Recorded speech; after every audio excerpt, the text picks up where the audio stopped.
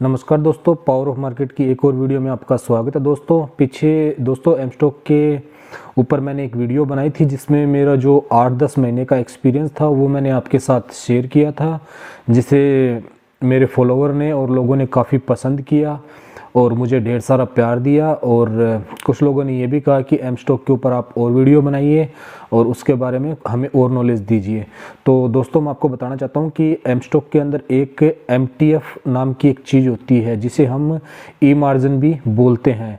इसका यूज़ हम कैसे करते हैं, इसका यूज़ हम कैसे कर सकते हैं, इसके फ़ायदे क्या हैं और इसके नुकसान क्या है, ये सभी चीज़ें मैं आज आपके साथ शेयर करना चाहता हूँ। दोस्तों MTF के बारे में अगर मैं थोड़ा बहुत आपको बताना चाहूँ तो जो अपने रिटेल ट्रेडर है जो कम पूंजी के साथ ट्रेडिंग स्टार्ट करते हैं तो वो इस MTF मार्जिन का अच्छे से उपयोग करते हुए एक अच्छा प्रॉफिट कमा सकते हैं। बट इसके डिसएडवांटेज भी बहुत ज़्यादा है, तो हमें इसका ख्याल भी रखना चाहिए। ये हमारी सेहत के लिए, हमारी पूंजी के लिए नुकसानदायक भी हो सकता है। तो इस चीज़ के बारे में आज मैं चर्चा करूंगा। दोस्तों वीडियो पे लास्ट तक बने रहिए, तभी आपको समझ में आ पाएगा कि ये MTF नाम की चीज़ है क्या और इसे हम कैसे उपयोग में ले सकते हैं। तो दोस्तों अब मैं सीधा MTF के स्क्रीन के ऊपर यानी एम स्टॉक की स्क्रीन के ऊपर चलता हूं, क्योंकि दोनों चीज़ मैं एक साथ नहीं बना सकता कि अपना फेस कैम भी आपको दिखा पाऊं और स्क्रीन भी। तो मैं यहां से डायरेक्ट सीधा अपने मोबाइल की स्क्रीन पे चलता हूं और आपको दिखाता हूं कि इसका उपयोग हमें कैसे करना चाहिए और MTF ई मार्जिन हमारे लिए कैसे बेनिफिट हो सकता है। तो दोस्तों हम आगे हैं अपनी मोबाइल स्क्रीन के ऊपर। ये मेरा ही अकाउंट है जो कि एम स्टॉक के अंदर है, तो मैं इसके अंदर आपको लेके चलता हूँ। तो दोस्तों सबसे पहले मैं MTF के बारे में आपको कुछ बताना चाहता हूँ। सॉरी, ये मेरा कल का प्रॉफिट है जो कि मुझे मिला था, तो इसको हटाते हैं अभी। MTF के बारे में अगर दोस्तों मैं बताना चाहता हूँ तो जैसे हम कोई भी शेयर है, जैसे मैं लेके चलता हूँ HDFC बैंक का शेयर है।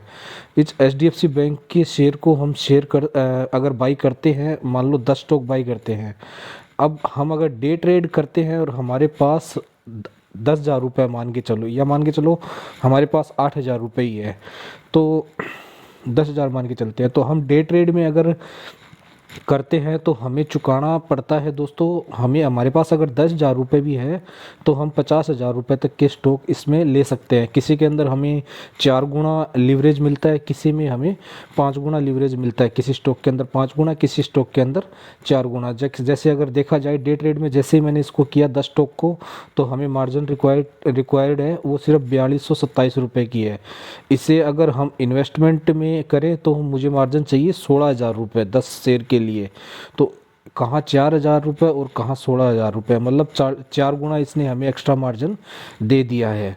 तो ये डे ट्रेड के अंदर तो हमें ये 4 टाइम या 5 टाइम मार्जिन हमें मिल जाता है। बट अगर हमें स्विंग ट्रेड अगर करना हो या फिर कुछ दिनों के लिए शेयर को होल्ड करना हो, तब हम क्या कर सकते हैं। तो इसी चीज़ के लिए एम स्टॉक ने हमारे लिए ये फैसिलिटी दी है जिसे हम ई मार्जिन बोलते हैं। ये डे ट्रेड के पास में ई मार्जिन लिखा हुआ है। इसका बेनिफिट ये है कि दोस्तों हमें अगर लंबे समय के लिए स्टॉक रखना है, जैसे अभी हमें पता है ये HDFC बैंक 1670 रुपये चल रहा है और आने वाले 5-10 दिनों में ये 1700 या 1800 रुपये चला जाएगा। हमारे पास रुपये मात्र 10,000 रुपये है और हम इसमें ट्रेड करना चाहते हैं, तो 10,000 रुपये में हम कितने शेयर ले सकते हैं। अगर मैं इन्वेस्टमेंट के अंदर जाके अगर मैं करूं 30 शेयर करूं तो 30 शेयर के लिए हमें 50,000 रुपये चाहिए। 15 शेयर अगर करूं तो 15 शेयर के लिए भी हमें 25,000 रुपये चाहिए। मैं करूं 8 शेयर तो 8 शेयर के लिए भी हमें 13,000 रुपये चाहिए। तो मोटा मोटी ये मान के चलते हैं हम 6 शेयर। अगर हमारे पास 10,000 रुपये हैं और हमें इन्वेस्टमेंट यानी कुछ दिनों के लिए अगर रखना है शेयर को, तो हमें 10,000 रुपये में सिर्फ 6 शेयर मिलेंगे।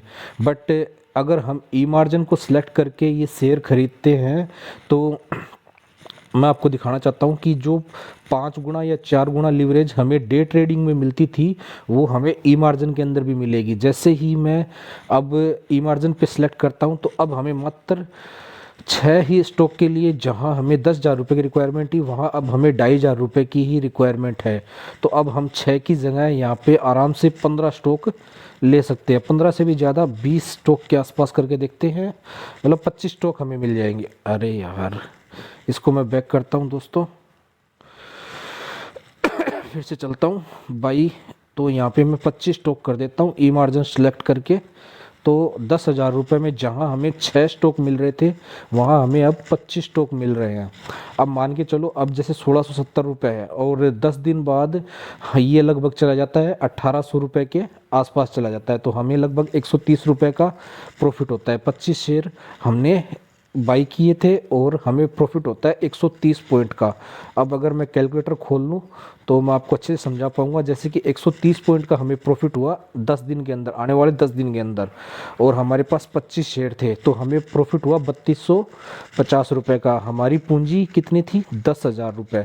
मात्र 10,000 रुपये के ऊपर हमें 3250 रुपये का प्रॉफिट हुआ, जिसे कहते हैं हम, अगर अपनी भाषा में कहें, अपनी पूंजी के ऊपर 32% का प्रॉफिट हमें मात्र 10 दिन के अंदर हो गया। बट अगर यही हम इन्वेस्टमेंट में अगर जाते तो इन्वेस्टमेंट में हमें शेयर मिलते मात्र 6, 25 की जगह मात्र 6 ही स्टॉक मिलते, 6 स्टॉक, तो हमें मात्र 780 रुपये का ही प्रॉफिट होता। जहां हमें मात्र 7% का प्रॉफिट होता वहां अब हमें 32% का प्रॉफिट हो रहा है, क्योंकि हमारा जो ई मार्जिन सेलेक्ट किया हुआ है तो इसमें हमें 4 गुना एक्स्ट्रा जो मार्जिन है वो मिल गया। तो दोस्तों एम स्टॉक ने अच्छी फैसिलिटी दे रखी है। कुछ एक ऐप और भी जो स्टॉक ट्रेडिंग के अंदर हमें ये फैसिलिटी देते हैं, बट कुछ एक ही ब्रोकरेज ऐप है जो इस तरीके की फैसिलिटी हमें देते हैं। दोस्तों ये जो 4 गुना जो लीवरेज है ये हमें हर स्टॉक के अंदर नहीं मिलेगा। किसी स्टॉक में हमें 4 गुना मिलेगा, तो किसी स्टॉक में हमें 3 गुना मिलेगा, तो किसी स्टॉक में हमें 5 गुना मिलेगा। तो अब हमें जैसे अगर बाई करना है तो ये 25 स्टॉक ई मार्जिन पे जाके सिलेक्ट करेंगे। मार्केट प्राइस में लेना है तो मार्केट प्राइस में, और हमें अपने प्राइस पे चाहिए तो ये मार्केट प्राइस का टिक हटा के अपना जो भी प्राइस है वो डाल के इसको बाई पे स्वैप करेंगे। जैसे ही अपना प्राइस आएगा हमें बाई हो जाएगा। और इसमें दोस्तों सबसे बड़ी चीज़ है, प्लेस करने के लिए आपको अलग से कुछ नहीं करना पड़ता, ऑटोमेटिक प्लेस हो जाता है और ऑटोमेटिक ही अनप्लेस हो जाता है। तो दोस्तों ये है बेनिफिट कि हमारी पूंजी थी सिर्फ 10,000 रुपये। अगर ये स्टॉक 1800 रुपये चला जाता है तो 10,000 रुपये के ऊपर 3200 रुपये का हमें प्रॉफिट हो जाता है, यानी 32% का प्रॉफिट। अगर आपको कोई भी बंदा ये कहे कि कम पूंजी के साथ ट्रेडिंग नहीं की जा सकती तो दोस्तों मान के चलो वो सब बकवास कर रहे हैं, सब बकवास बोल रहे हैं। दोस्तों हमेशा शेयर मार्केट की शुरुआत कम पूंजी के साथ ही करनी चाहिए। और हमेशा मैं आपको ये बोलता हूँ कि आप ये 4 टाइम जो लीवरेज मिल रही है वो लो ही क्यों? आपके पास 10,000 रुपये, आप 2 टाइम लीवरेज ले लो ना। 25 स्टॉक की जगह 25 स्टॉक क्यों लो? आप सिर्फ 15 स्टॉक लो। अब आपको रिक्वायरमेंट है सिर्फ 6,000 रुपये की, 6,000 की रिक्वायरमेंट है, कोई दिक्कत नहीं है। 2 गुना लीवरेज ले लो, 3 गुना लीवरेज ले लो। अगर हम 10,000 रुपये के ऊपर 10 दिन, 20 दिन, 1 महीने में अगर हम 20% भी निकाल रहे हैं तो दिक्कत क्या है दोस्तों? वो अपनी पूंजी के ऊपर बहुत बड़ा रिटर्न होता है। और एक बात आपको और बताना चाहता हूँ दोस्तों, अगर ई मार्जिन की फैसिलिटी का आप यूज़ ले रहे हो, जैसे आपके पास 10,000 रुपये है और आपने 25, मात्र आपके अकाउंट में 10,000 रुपये और आपने 25 शेयर खरीद लिए, 10,000 मान लो 24 मान के चलते हैं, तो आपको 10,000 रुपये के आपने पूरे शेयर खरीद लिए और आपके अकाउंट में भी 10,000 रुपये हैं, और गलती से अगर शेयर ये 1670 की जगह 10 रुपये नीचे आ गया तो इसमें आपकी पोजीशन अपने आप एम स्टॉक काट देगा। तो दोस्तों हमें इस चीज़ का बिल्कुल ध्यान रखना है कि अगर हमने 5 गुना लीवरेज ली है तो हमें हमारे जो ट्रेडिंग अकाउंट के अंदर इतना बैलेंस ज़रूर रखना है ताकि स्टॉक नीचे आए तो वो ऑटोमेटिक स्क्वायर ऑफ ना हो। जो जैसे मान लो ये स्टॉक 20 रुपये नीचे आया, हमारे स्टॉक 25 स्टॉक है, तो 20 रुपये नीचे आएगा तो 25 दूनी 50, 500 रुपये की जरूरत पड़ी। अब हमारे अगर मैन अकाउंट में 500 रुपये पड़े हैं तो एम स्टॉक 500 रुपये वहाँ से उठा लेगा। बट हमारे ट्रेडिंग अकाउंट में कुल ही 10,000 रुपये थे और 10,000 रुपये से हमने ट्रेडिंग कर ली, तो एम स्टॉक को जो लीवरेज दे रखी है उसके ऊपर जो आपको नुकसान हो रहा है वो कहाँ से लेगा? तो वो आपकी पोजीशन को स्क्वायर ऑफ कर देगा वहीं की वहीं, तो उसमें आपको लॉस होने के चांस ज़्यादा हो जाएंगे। तो हमेशा आपके पास जितना बैलेंस है उसमें से उतना बैलेंस आपको बचा के रखना है कि अगर पोजीशन मेरे खिलाफ भी, कुछ खिलाफ भी चली गई तो जो मार्जिन बचता है वो मेरे मेन ट्रेडिंग अकाउंट से उठा लिया जाए। तो इस चीज़ का हमें ध्यान रखना है दोस्तों। अब मैं दूसरा नुकसान आपको एक और बताना चाहता हूँ। जैसे आपने 25 स्टॉक लिए थे, अब 25 स्टॉक आपने ले तो लिए, अब 25 स्टॉक पे मान के चलिए आपको नुकसान हो जाता है 50 पॉइंट का। क्यों, अगर आप 120-30 पॉइंट का प्रॉफिट लेते हो तो 30-40 पॉइंट का तो आपका स्टॉप लॉस भी होना चाहिए। तो 25 स्टॉक के ऊपर अगर आप मान के चलते हैं 40 पॉइंट का अपना स्टॉप लॉस रखते हो तो 1,000 रुपये का आपको लॉस हो सकता है। तो दोस्तों आपकी पूंजी है 10,000 रुपये, तो 10,000 के ऊपर आपका 1,000 का लॉस हो जाएगा, यानी आपकी पूंजी के ऊपर सीधा 10% का डेंट लग जाएगा। तो दोस्तों अगर इसमें प्रॉफिट ज़्यादा है तो लॉस भी ज़्यादा होगा। तो मेरा कहना यही है कि आप लीवरेज 4 टाइम 5 टाइम नहीं लेके 2 टाइम लीवरेज या 3 टाइम लीवरेज लेके आप काम कर सकते हो। जहाँ 10,000 रुपये में आपको 25 क्वांटिटी HDFC बैंक की मिल रही है तो वहाँ आप 25 क्वांटिटी ना लेके 10 क्वांटिटी ले लो, ताकि उससे क्या होगा, आपका रिस्क मैनेजमेंट एकदम से मेंटेन रहेगा। अब रही बात दोस्तों इसके ऊपर इंटरेस्ट की, तो दोस्तों ई मार्जिन के ऊपर एम स्टॉक बोलता है कि हम 6.99 का इंटरेस्ट लेते हैं। तो मेरे बहुत से दोस्त को इसके बारे में भी कुछ पता नहीं है कि ये ब्याज कैसे लगता है और किस तरीके से कैलकुलेशन होता है। तो आज मैं इसके बारे में भी आपको बता देता हूँ।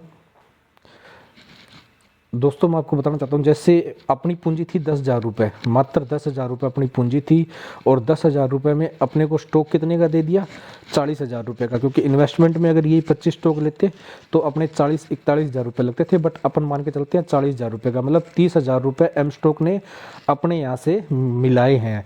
तो एम स्टॉक हमारे ऊपर सिर्फ 30,000 रुपये के ऊपर ही चार्ज करेगा, क्योंकि उसमें से 10,000 रुपये अपने ही थे, तो वो सिर्फ 30,000 रुपये के ऊपर ही इंटरेस्ट लगाएगा, वो भी पर डे के हिसाब से। कुछ लोगों को ये वहम या ये भ्रम होता है कि वो पूरे महीने का चार्ज लेते हैं, ऐसा कुछ नहीं है दोस्तों। एम स्टॉक पर डे का चार्ज लेता है। मैं आपको पूरा एक्सप्लेन करूँगा वो चार्ज कैसे लगता है, किस तरीके से लगता है। तो मैं फिर से एक बार कैलकुलेटर खोलना चाहूँगा। तो दोस्तों जैसे हमने 25 स्टॉक लिए थे वो 40,000 रुपये की कीमत के होते हैं, हमने मान के चला था, तो उसमें से 10,000 रुपये अपने थे। तो एम स्टॉक हमारे को इंटरेस्ट लगाएगा सिर्फ 30,000 के ऊपर।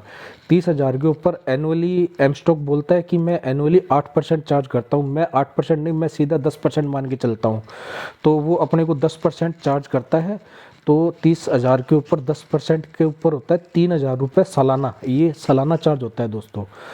और इस सालाना चार्ज में हम 365 के ऊपर भाग दे देंगे तो ये अपना आ जाएगा पर डे का ब्याज 8 रुपये 21 पैसे पर डे का अपने का इंटरेस्ट लगेगा। मान लो अपने कोई ट्रेड ली थी उस HDFC बैंक में और वो हमने 15 दिन बाद स्क्वायर ऑफ कर दी, तो 8 इंटू 15 मतलब अपना टोटल ब्याज बनेगा 123 रुपये। और उसमें से 10 या 20 रुपये वो प्लेज और अनप्लेज का कुछ चार्ज लेते हैं, मतलब 150 रुपये।